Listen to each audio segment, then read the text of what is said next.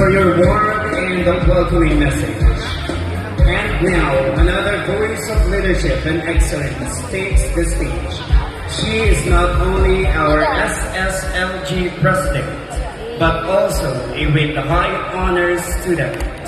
Truly a model of confidence and character. Ladies and gentlemen, please welcome Miss Genevieve B. Samya.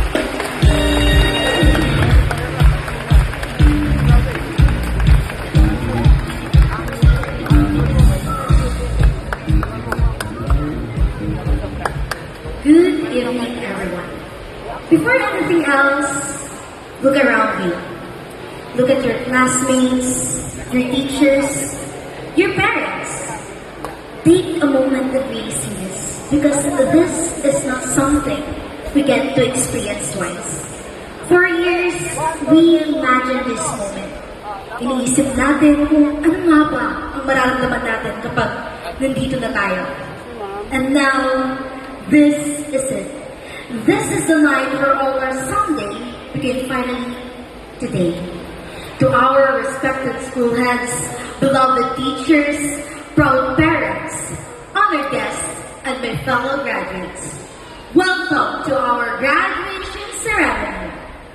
As your SSLG president, it is truly an honor to stand here tonight, not just to speak, but to welcome all of you into the moment that carries so many stories, sacrifices, and dreams. As a student leader, I have learned so many things. I learned how to be brave even when I felt unsure. I learned how to speak up, not just for myself, but for others who needed a voice. And most importantly, I realized that leadership is not just about being above others. It is about lifting others up. And I truly believe that leadership is not just about the titles. It is about the impact we leave on people's lives. Kaya ngayong gabi, I hope we all allow ourselves to pause, to breathe, to feel every